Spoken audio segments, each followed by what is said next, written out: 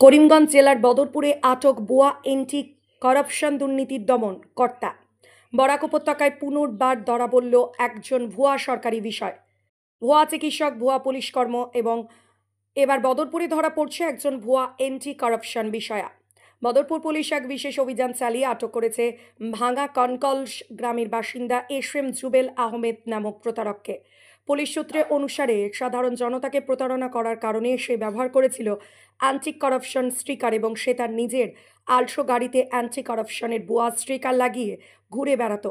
অবশেষে গোপন সূত্রের ভিত্তিতে বদরপুর পুলিশ অভিযান চালিয়ে জুয়েলকে আটক করে। তারপর উদ্ধার করা হয়েছে ভুয়া আইডি কার্ড, মোবাইল ফোন এবং আরও সন্দেহজনক নথিপত্র।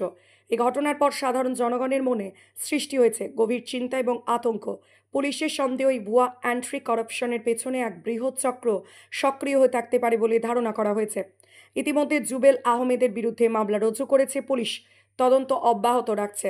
বিগত দিনে একটি স্কুলে গিয়ে জুবেল আহমেদ নিজেকে অ্যান্টি করাপশনের লোক বলে প্রবেশ করে এবং সেই স্কুলের প্রধান শিক্ষকের সাথে প্রতারণা করে পরবর্তী সময়ের প্রধান শিক্ষক প্রতারক জুবেল আহমেদের বিরুদ্ধে বদরপুর থানায় মামলা দায়ের করেন। Bureau report, Badarpur NE।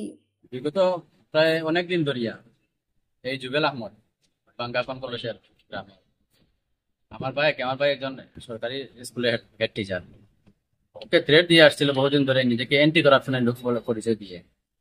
তারপর আমরা বাধ্য হয়ে পুলিশে যোগাযোগ করি।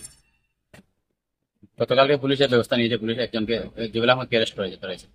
পুলিশের ইনকোয়ারি জারি আছে, হয়তো আরো এক দুজনকে ধরতে পারে। জুবেল আহমেদ কোন ইয়েতে ডিপার্টমেন্টে কি নিজেকে পরিচয় দিয়েছে অ্যান্টি কারাপশনের ইন্টেলিজেন্স ব্যুরোর গাড়ির মধ্যে লোগো লাগাই আছে, ওরা এই কার্ডের মধ্যে লেখা আছে। বিভিন্ন এলাকা ঘুরে ঘুরে করে করিমগঞ্জ ডিস্ট্রিক্টের বিভিন্ন এলাকা ঘুরে ঘুরে। এ ধরনের সংস্থা শ্রীভূমি শহরে আর এক কোথাও শুনেছেন কি?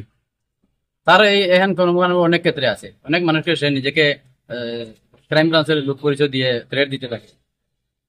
তার অনেক কুকর্ম আছে, অনেক সত্য আছে, পুলিশের নিকট তার অনেক কমপ্লেন আছে তার বিরুদ্ধে।